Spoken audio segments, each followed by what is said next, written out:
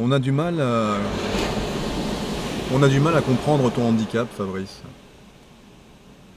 Oui, ça j'ai remarqué. J'ai remarqué qu'on avait du mal à comprendre mon handicap. Oui, parce que parfois je suis debout, enfin souvent. Parfois je suis assis, comme là. Là je suis assis, derrière ma voiture. Et quand je vais sortir de ma voiture, je vais être debout. Et non, j'ai pas mis mon fauteuil roulant dans la voiture cette fois-ci. Et parfois je suis en fauteuil roulant. Ouais. Parfois je suis en fauteuil et du coup c'est bizarre. Parce que j'ai toujours pas la gueule de l'emploi. Hein. A priori il faut avoir une gueule de l'emploi.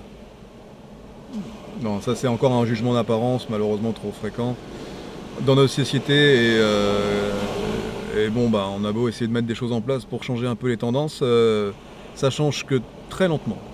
Mais peut-être que ça change un peu. Mais bon, en gros, voilà, je suis debout, je suis assis, et quand vous voyez ni debout ni assis, je suis allongé. Et quand je suis allongé, je suis chez moi, donc quand je suis chez moi, je suis dans mon lit ou dans mon canapé. Donc les volets sont fermés et personne ne voit si je suis allongé ou pas, si je peux bouger ou pas, si je peux ramper ou pas, personne ne le sait. Euh, Là, je dis je, mais c'est pas que de moi que je parle. Hein. C'est pas français, c'est pas grave. Je parle de toutes ces personnes qui sont en situation de handicap invisible. Je me répète, je sais.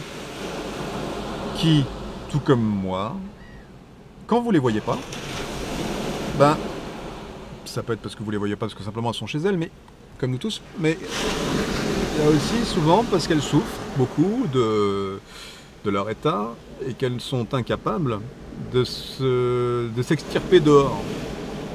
Voilà, à la vue de tout le monde, de tout public.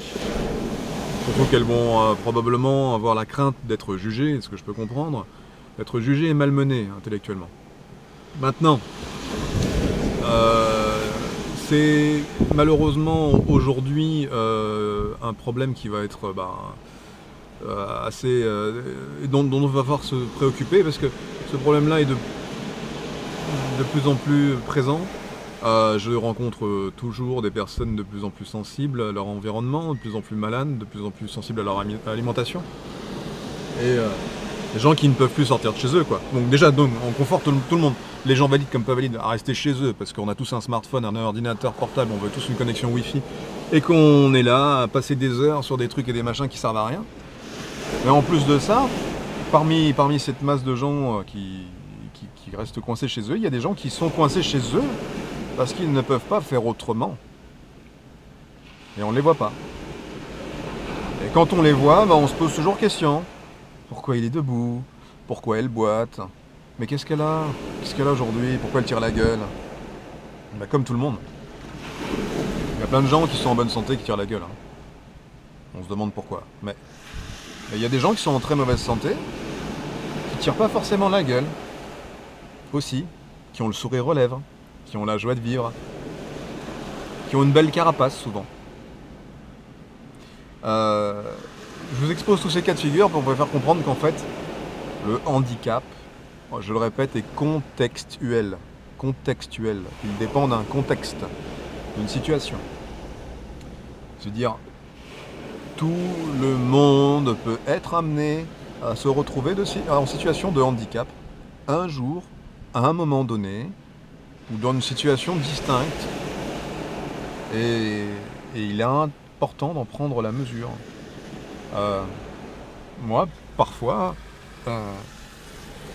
au-delà de tous mes handicaps, parce que je suis atteint de polyhandicap, je dirais, poly ou pluri, enfin je sais plus comment on dit. Donc c'est-à-dire qu'en gros, j'ai pas qu'un seul handicap, j'ai pas qu'un seul trouble, j'ai pas qu'une seule défaillance.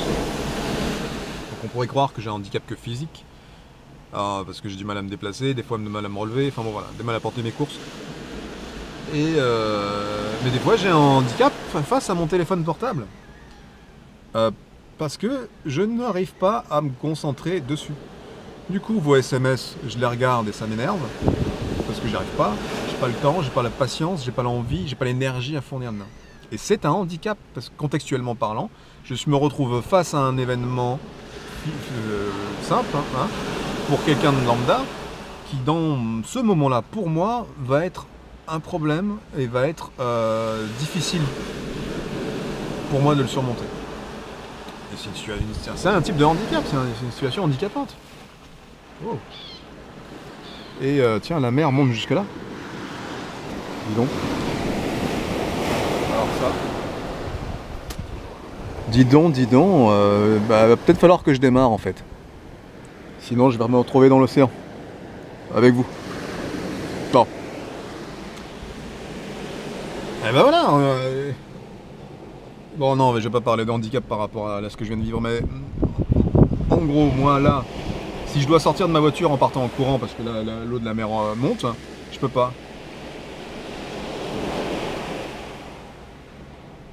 Je peux pas, et donc je serais bien dans la merde. Et voilà, bon. Les handicaps, ne les jugez pas, s'il vous plaît. Encore une fois, vous avez plein de gens autour de vous qui ont perdu des moyens, que ce soit physiques ou intellectuels, et qui aimeraient juste être compris et respectés. Pas besoin de rentrer dans de la fausse compassion ou faire des belles phrases pour rien. Juste soyez vous, soyez vrai, et ces gens-là pourront être vrais avec vous. Allez, je vous laisse parce que je crois qu'il faut que je démarre. Je vous embrasse.